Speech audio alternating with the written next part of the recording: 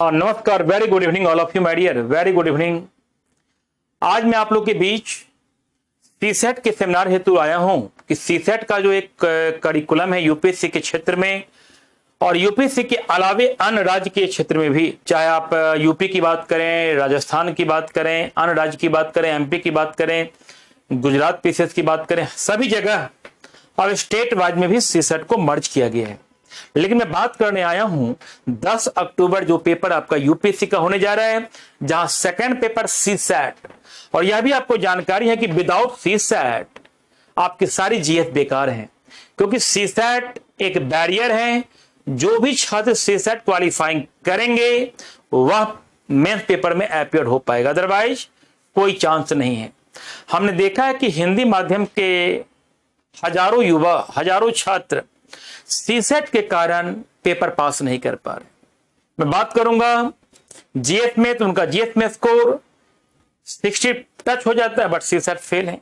तो आपको कहीं डरने की जरूरत नहीं है। यह बैच 19 अगस्त से आपके ऐप पर चलेगा और मैं 2 दिवसीय कार्यक्रम सेमिनार लेके आया हूं आज और कल यूपीएससी सीसेट के बारे में। मैं आपको विश्वास दिलाता हूं कि सिर्फ 2 दिन का कार्यक्रम आज और कल का आप सुन लें तो आपका सीसेट का डर हट जाएगा। ये काफी नॉमिनल चार्ज हैं। जो भी छात्र पढ़ना चाहते हैं 799 से या कोर्स आपका आरंभ किया गया है, और अपने बच्चों एसडी के लिए 650 है। इसमें क्या क्या पढ़ना है, तो मैं इस कोर्स को आरंभ करने से पूर्व मैं डॉक्टर एपीजे अब्दुल कलाम की बात से आरंभ करूंगा कि excellence is a continuous process, not an accident. किसी भी क्षेत्र में सर्वश्रेष्ठ बनने के लिए लगातार परिश्रम आवश्यक है, या कोई एक्सीडेंट या बाई चांस कोई व्यक्ति सफल नहीं होता है। इस कोर्स का जो सेमिनार फर्स्ट डे है, मैं कल भी लूंगा डे 2। मैं पहले सिलेबस को ब्रीफ कर रहा हूं और प्रत्येक सिलेबस के टॉपिक से क्या क्या क्वेश्चंस हैं उस क्वेश्चंस को मैं बताने का प्रयास कर रहा हूं। Just a minute. तो यहां देखिए कि आपका जो पेपर है सीसेट वह 2 आवर्स का है। इसमें नंबर ऑफ क्वेश्चंस 200 है। मीन्स 80 क्वेश्चंस आपको बनाने हैं 2 घंटे में, और 1 क्वेश्चन 2.5 मार्क्स का है। नेगेटिव भी है और यह पेपर क्वालिफाइंग है। हमें मिनिमम 27 चाहिए, बट मैं आप लोग को विश्वास दिला रहा हूं, आप इस करिकुलम के माध्यम से मैं आपको विश्वास दिला रहा हूं कि आप आसानी से 40 क्वेश्चंस, 40 क्वेश्चंस आप रीजनिंग और डीआई में कर लोगे। कैसे, यही मैं सिखाने आया हूं। देखिए यहां कॉम्प्रिहेंशन है, interpersonal skill, logical reasoning and analytical ability, decision making, general mental ability, basic numeracy. यह आपका सिलेबस है यूपीएससी सीसेट का। लेकिन इसमें logical, decision, general mental ability, ये 3 के 3 पार्ट रीजनिंग के हैं। आउट ऑफ 80 क्वेश्चन में मिनिमम 30 to 35, 80 में से 30 से 35 क्वेश्चन तो रीजनिंग के हैं, और 5 से 6 क्वेश्चन डीआई मान लेता हूं। 2019 में, 18 या 19 में आपने देखा होगा कि डीआई का वेटेज कितना हाई बढ़ गया था। तो डीआई का पार्ट मैथमेटिक्स के में है, लेकिन मैं इस पार्ट को यहीं पढ़ाऊंगा आप लोग के बीच। और यह कार्यक्रम 30 दिवसीय कार्यक्रम है। 17 अगस्त से बैच आरंभ हो रहा है। मैं आप लोग को 20 सितंबर तक फ्री कर दूंगा, और 1 महीने में अपने डर को आप हटा देंगे। तो यहां आपके पास 80 क्वेश्चंस हैं, 200 मार्क्स और 2.5 मार्क्स, 1 क्वेश्चन 2.5 नंबर के, और negative marking you know very well. But आप यदि ध्यान से देखें तो क्वालिफाइंग करने के लिए ओनली केवल 27 क्वेश्चन चाहिए, और मैं आपको रीजनिंग और डीआई के बल पर 40 क्वेश्चन करके दिखाऊंगा कैसे बनाते हैं। आप सिर्फ सुनने का प्रयास करना है। एग्जाम का डेट आपको मालूम है 10 अक्टूबर को है। साफ लिखा है कि मिनिमम क्वालिफाइंग 33%। दैट मीन्स 33% के लिए हमें 200 नंबर में से 67 नंबर चाहिए। दैट मीन्स आपको 33% मार्क्स चाहिए। एम आई राइट? अब आप इस बात को ध्यान से देखना कि हम क्वेश्चन कैसे टच करें। तो आउट ऑफ 80 में 27 क्वेश्चन में यहां सॉल्व करना है। अभी आप सिलेबस को देखने का प्रयास करें। इस सिलेबस में कॉमन सेंस रीजनिंग जहां आपके टॉपिक हैं alphabet, mathematical puzzles, coding and decoding, ranking, floor, blood, clock, calendar, cube, logical Venn diagram, series, analogy, direction, linear, setting, question based on aged, dice, cuboid, counting of figure. इस topic को कहते हैं general mental ability, और यहां कुछ question figure base में मर्ज हो जाएंगे। रीजनिंग के यदि क्वेश्चंस की संख्या 35 है तो 30% क्वेश्चन कॉमन सेंस रीजनिंग से ही आते हैं। 30% क्वेश्चन कॉमन सेंस से आते हैं। फिर देखें लॉजिकल एंड एनालिटिकल।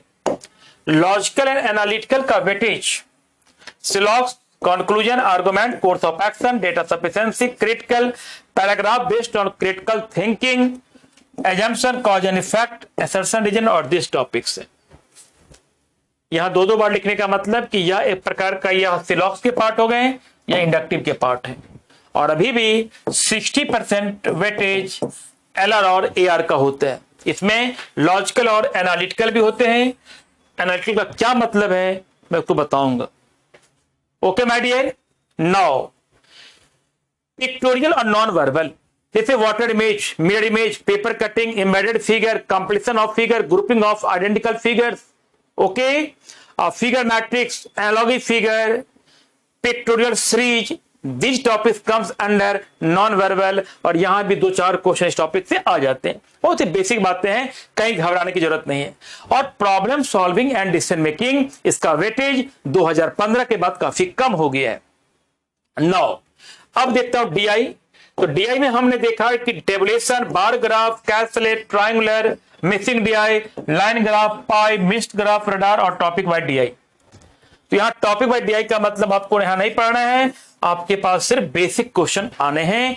किसमें? डीआई में। और डीआई के क्वेश्चन 5 to 10 क्वेश्चन आ जाते हैं। और मैं आपको हंसते हंसते जिनकी मैथमेटिक्स 0 है मैं उनको भी सिखा दूंगा इस लॉजिक से।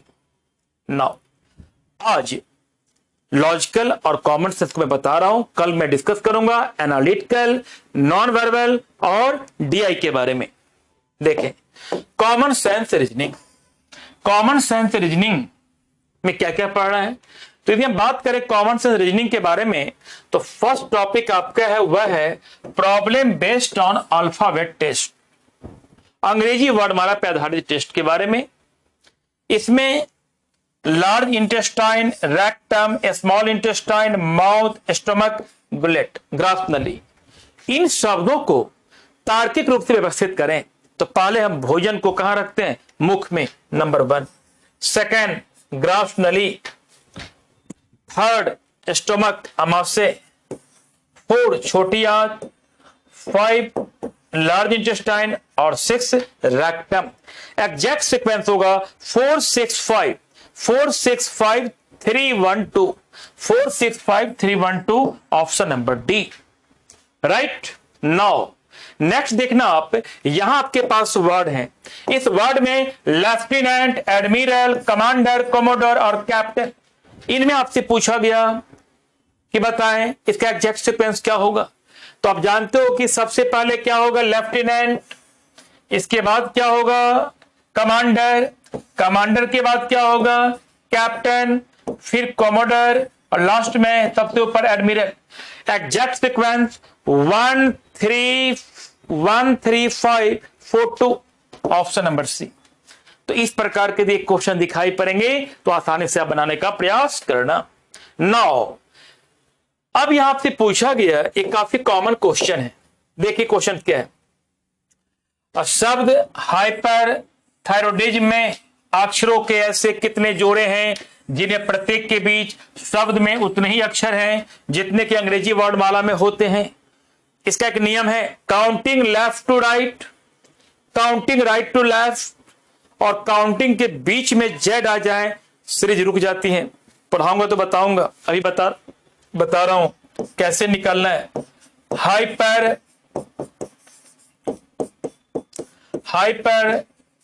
थायरॉयडिज्म, तो हाइपर थायरॉयडिज्म में HIGKLMNOPQRSTUV YZ, जेड आने पर रुक जाती है, PQR एक पेयर हो गया आपका पी और R, P Q R S T U V W X Y Z, खत्म।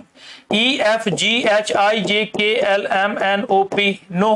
Are S T U V W X Y Z, no. T U V W X Y Z, H I J K L M N O P, Y Z, R S T. तो आप counting left to right भी करेंगे, right to left भी। थोड़ा लेंदी है, जब मैं पढ़ाऊंगा तो बता दूंगा इसके बारे में कि कैसे काउंट कर, कैसे निकालेंगे। तो यहां लेफ्ट टू राइट और राइट टू लेफ्ट भी है, तो मैं देख ही लेता हूं, कोई बात नहीं। पी से क्यू आर, एक पी आर हो गया, P Q R S T U V W X Y Z, नहीं। E F G H I J K L M N O P, no. R S T U V W X Y Z, no. T U V W, no. T U V W X Y Z, Z आने पर रुक जाएंगे। H I J K L M N O P, Y Z, R S T, एक R T, R S T U V, no. O P Q R T U V, no. D, no no no. Left to right में two pair, right to left, M N O P Q R S T U V W X Y, no. S T U V W X Y, S Y, क्योंकि अंग्रेजी वर्णमाला में S और Y के बीच ये 5 अक्षर, यहां 5 है। T U V W X Y Z, I J K L M N O P Q R, D E F G H I J K L M N O, no. I J K L M O P Q R S T. तो आप ध्यान से देखिए, 2 से अधिक, 3 से अधिक, 5, 4 से अधिक और 6 से अधिक। तो यहां 3 पेयर मिल गया, I J K L M N O P Q R S T U, J K L M N O P Q, no. D E F G H I J K L M N O, I J K L M N O P Q और no. O P Q R S T U V W X Y, 4 हो गया ना। तो निश्चित रूप से B होगा 3 से अधिक और 4, 5 से कम। ओके, आगे देख लें। Y Z H I J K L M, no. R S T U E F G, 3 से अधिक, 2 से अधिक और 4 से कम। तो यहां 4 से कम है तो 3 ही दिखाई पड़ रहा है, तो ए हो जाएगा। 2 से अधिक और 4 से कम, क्योंकि हम देख रहे हैं कि एक पी आर हो गया, एक आर टी, एक एस वाई और एक S Y, R S T U V W X Y, एक R Y. Okay my dear, 4 से कम नहीं, 4 से अधिक, 4 है ना, तो इसका आंसर ए नहीं बी हो गया। तो काउंटिंग आप लेफ्ट टू राइट करेंगे, राइट टू लेफ्ट। आगे देखिए, आगे कह रहा है कि इन सीरीज में एक नंबर है, what will be next word. तो money, amity, camera, animal, telomere. देखकर डर लग रहा है, क्या करूं क्या ना करूं। बहुत सिंपल है, एम का rank 1, M2, M3, M4, M5, M6, तो यह M6 ए में है, 43 में। नेक्स्ट, यह मैथमेटिकल ऑपरेशन एंड पजल्स है, और यहां पूछा गया P प्लस M का मतलब डिवाइड, Q का मतलब आपका हो गया, Q का मतलब हो गया माइनस, M का मतलब हो गया डिवाइड, N का मतलब हो गया मल्टीपल। अब सॉल्व करें तो 16 plus 24 divide 8 minus 6 divide 2 into 3, ये हो जाएगा 16 प्लस 3 माइनस 6 माइनस 3 इंटू 3, तो 19 माइनस 9 विल बी 10। तो इस टाइप के क्वेश्चन आए, कहीं कोई दिक्कत नहीं है। इस टाइप के 1-2 क्वेश्चन आते हैं जिसको बेसिकली आप बना सकते। यहां देखें, 8 इंटू 9 या 8 इंटू 8 72 है, तो आखिर हम क्या यहां ऑपरेशन करें। तो एक हम बढ़ा दें 9, 9 8 जा 72, यहां 7 इंटू 6 42, 8 इंटू 7 56, तो 5 इंटू 3 30 सी। ओके, अब देखो, अब 7 या एनालॉगी एंड क्लासिफिकेशन है। एक क्वेश्चन कभी कभी आ जाता है खासकर स्टेट पीसीएस में, तो आपसे पूछा गया क्वेश्चन में कि उस समुच्चय का चयन करें जिसमें संख्याएं उसी तरह संबंधित हैं जिस प्रकार संख्याएं नीचे जगह समुच्चय में कॉमन है। तो 3 into 6, 3 into 12, तो 4 into 6 एंड 4 into 12 बी। इसके अंदर क्या होगा? बी होगा। 3 गुने 6 और 3 गुने 12 बी, राइट। यहां क्लासिफिकेशन है कि फॉक्स, वोल्फ, जैकल, डियर और पैंथर, लोमड़ी, भेड़िया, सियार, हिरण और तेंदुआ में अलग कौन है? तो तीनों के तीनों मांसाहारी हैं और यह शाकाहारी हर्बीवोर्स डियर। अब कोडिंग एंड डिकोडिंग के मैंने देखा है कि पिछले वर्ष भी सीसैट में एक क्वेश्चन आए थे। तो जब हम बात कोडिंग एंड डिकोडिंग की करें तो यहां आप जानते हो कि ए का नंबर 1 होता है, आप जानते हो कि ए का नंबर 1 और बी का 2, लेकिन यहां बी का 25 है। इसका मतलब है कि अंग्रेजी वर्णमाला का यह अपोजिट क्रम में लिखा गया है। तो बी का 25, सी का 24, तो 96872 किस शब्द को इंडिकेट करेगा? तो 9 निकालने का सबसे आसान तरीका 27 माइनस 9। यदि हमें किसी भी अक्षर का रैंक ऑपोजिट निकालना हो, ए का रैंक क्या है? तो 27 माइनस 1 26 उल्टे क्रम में। बी का रैंक उल्टे क्रम में क्या है? तो 27 माइनस 2 25। देखिए आप लिखा हुआ। सी का रैंक 3 होता है, उल्टे क्रम में क्या होगा? 27 माइनस 3 24। तो यहां 9 है तो यह 18 हो गया आर, और आर एक ही है तो आगे दिमाग लगाओ ही नहीं। 6 यू का रैंक होता है उल्टे क्रम में। कैसे? 27 माइनस 6 21, 21 यू का रैंक है। 8 27 माइनस 8 19 एस हो गया। 7 27 माइनस 7 20 हो गया टी। 2 27 minus 2 25 Y. जब आर से एक ही है हम दिमाग क्यों लगाएं? यह कोडिंग एंड डिकोडिंग का काफी बेसिक क्वेश्चन है। अब आप देखें क्वेश्चन पे लिखा हुआ है कि यदि किसी सांकेतिक भाषा में 4 कोड CHAR COAL 4 कोड का कोड यह है, मोरल का कोड यह है, तो मेरा का कोई MECHRALE का कोड क्या होगा? तो आप बताओ M का कोड क्या होगा? 2। E का नंबर कितने हैं? M पहला है तो 2 ले लिया, कुछ नहीं करना है। E लेना है तो E लास्ट में देखो 7 2 7। C लेना है, C पहले पर है 4 2 7 4, तो 2 7 4 यहां भी है। H का रैंक सेकंड पर है 5, तो 2 7 4 5 4 5। R का रैंक यहां 4 पर है, 4 पे 6 2 7 4 5 6। A का रैंक 1 है 1। L का रैंक लास्ट में 3 3। E का रैंक 7, तो 2 7 4 5 6 1 3 7। 2 7 4 5 6 1 3 7 डी इज करेक्ट। इसका मतलब मैं क्या कहना चाह रहा हूं? देखें, इसका मतलब मैं ये कहना चाह रहा हूं कि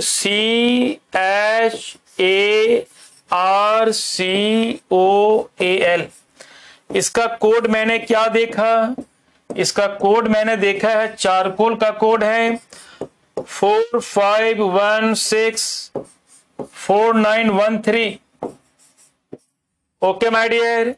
और यहां मोरल MORALE, और यहां देख रहा हूं 296137। तो यदि यहां इस प्रकार ऐसे मैं देख रहा हूं 296137 पूछा गया MECHRALE का कोड क्या होगा? तो M का कोड क्या होगा? 2। E का कोड क्या होगा? 7। C का कोड क्या होगा? 4। अब पिक करना। H का कोड 5। और गेटिंग माय डियर, कोई दिक्कत तो नहीं आ रही किसी को? R का कोड 6। A का कोड 1। L का कोड 3 और E का 7, तो 27456137D। क्लियर? बहुत ही बेसिक क्वेश्चन है और यूपीएससी के क्वेश्चन बैंकिंग और एसएससी से पूर्णतः अलग। या ना तो कैट मैट का क्वेश्चन है, ना बैंक है, ना एसएससी। इसका एक अपना पैटर्न, एक विचारधारा है। वो छात्र के प्रेजेंस ऑफ माइंड और त्वरित करवाई जाना चाहता है, क्या बच्चे के अंदर कॉमन सेंस है या नहीं। ओके माय डियर, अब देखो 11, ये डायरेक्शन का क्वेश्चन है, मैं इसको पढ़ना चाहूंगा। मोस्टली के मीडियम ही हिंदी होना चाहिए मेरे ख्याल से। एक ग्रामीण अपने गांव की उत्तर पूर्व दिशा में 5 किलोमीटर जाता है। नॉर्थ ईस्ट में कितना गया वो? 5 किलोमीटर। दूसरे गांव अपने चाचा से मिलने जाता है। वहां से वह अपने चाचा के घर से 4 किलोमीटर दक्षिण की ओर, 4 किलोमीटर दक्षिण की ओर, साउथ की ओर एक गांव में अपने ससुर से मिलने जाता है। तो वह अब कितनी दूरी पर है? तो आपने पढ़ा होगा पाइथागोरस थ्योरम एबीसी। आपने पढ़ा होगा कि H equal to root under P square plus B square. लेकिन यदि हमें इसको यही मान निकालना हो, b का निकालना हो, तो root under H square minus P square. वही बात यहां भी है, हमें बीसी निकालना है तो root under AC square minus AB square. और बचपन से पढ़ते आ रहे हैं कि H का मान 5 कब होगा? जब PB का मान 4-3 है। वैसे निकाल लो, आप प्रूफ कर लो। 5 square minus 4 square, root under 25 minus 16, root 9 का मतलब हो गया 3, तो ये हो गया 3 किलोमीटर। 3 kilometre east. तो पूछा गया यहां है घर, तो वह आप कितनी दूरी पर और किस दिशा में खड़ा है? 3 किलोमीटर ईस्ट में। 3 किलोमीटर वेस्ट भी है, नॉर्थ भी है, ईस्ट में। तो इसके बारे में बताऊंगा आपको, डायरेक्शंस के बारे में, रैंकिंग के बारे में। आसानी से क्वेश्चंस को आप कर सकते हैं, सिर्फ आपको टच देना है, वहां पीएचडी नहीं करवाना है। आईएएस का डिमांड है नो एवरीथिंग। जैसे यहां देखिए, किसी पंक्ति में मिस्टर एक्स प्रारंभ से 10वें स्थान पर है। ओके, एक्स 10वें स्थान पर है, वाई अंत से 8वें स्थान पर है, वाई का रैंक 8वें स्थान पर है। यदि दोनों के स्थान परस्पर बदल दिए जाएं तो यहां वाई हो गया और यहां एक्स। तो जो पहले एक्स का रैंक था वह वाई का रैंक, जो वाई का रैंक था वह एक्स का रैंक हो गया।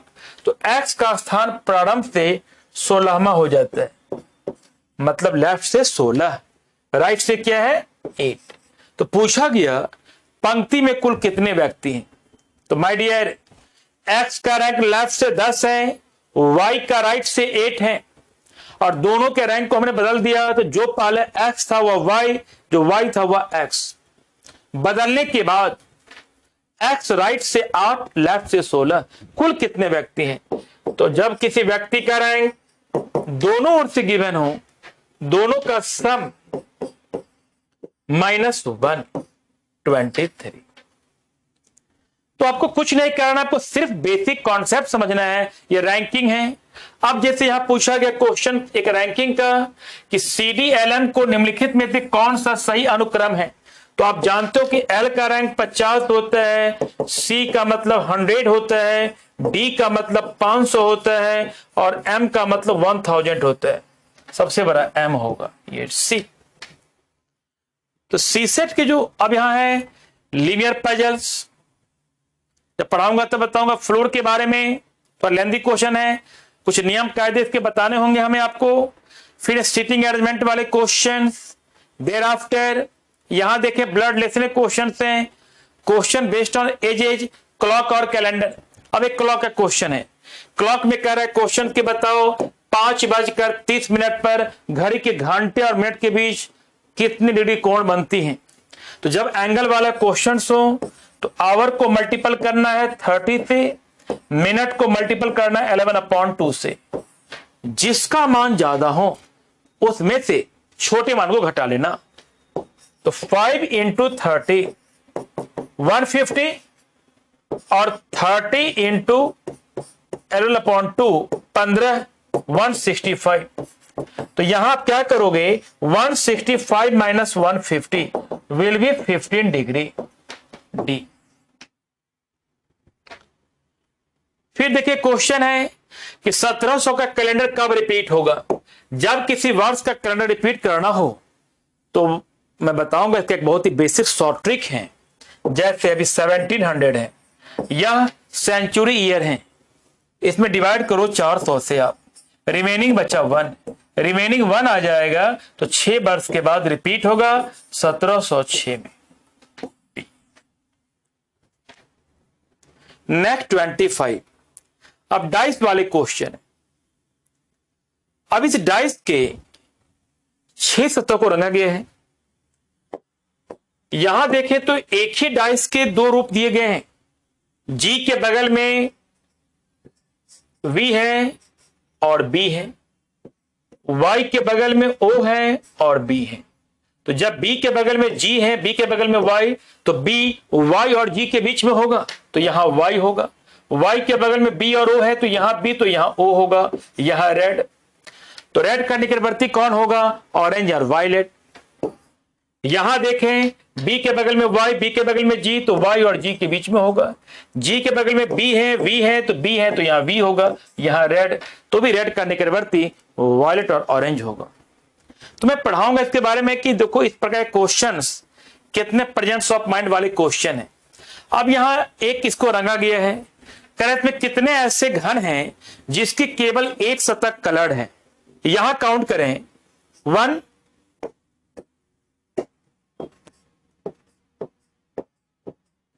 यहां 6 और 6 यहां भी। पीछे की बात करें 1 2 3 4 5 6, तो आप इमेजिन करना 1 2 3 4 5, पीछे इमेजिन करना यहां 5 ही पार्ट है ना, 1 2 3 4, 1 2 3 4 5, 1 2 3 1 2 3 1 2 3 1 2 3, यहां 12 वाले पार्ट पर केवल एक कलर होगा। और नीचे की हम बात करें 1 2 3 4 5, 1 2 3 4 5, इसकी हम बात करें 5 पार्ट पर। वेरी सिंपल माय डियर, 1 2 3 1 2 3 1 2 3 9, हमें याद नहीं करना।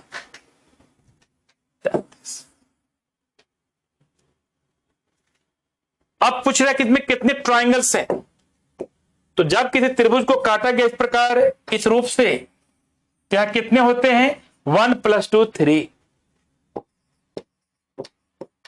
काउंट कर दें, 1 + 2 + 3 + 4 विल बी 10 into 3 डिवीजन 30। तो जब मैं पढ़ाऊंगा सारे कोर्स को तो बताऊंगा बहुत ही बारीकी से कि कैसे आपको समझना है, किन किन बातों पर आपको ध्यान देने की जरूरत है। उसमें लॉजिकल वेन डायग्राम है, तो लॉजिकल वेन डायग्राम वाले पार्ट्स को मैं आज नहीं कल कराऊंगा कि इसको क्वेश्चन को हम कैसे बनाएंगे। फिर कल हमारा डिस्कशन यह भी होगा कि लॉजिकल पार्ट्स को हम कैसे बनाएंगे। इसके लिए आप कल आए, और कल सेम टाइम आपका 8 बजे क्लास कल होगी, और परसों से हम यहाँ पे पढ़ाएंगे 19 अगस्त से क्लास आपकी चलेगी ऐप पर। बहुत ही नॉमिनल फी है बच्चों के लिए, हमारे अपने छात्रों के लिए, सीसेट के लिए, और इस क्रैश कोर्स का आपका फायदा अद्वितीय होगा। आप विश्वास रखें, इससे बाहर कहीं कुछ नहीं है। बहुत बहुत धन्यवाद। Thank you very much and take care. Thank you my dear, thank you.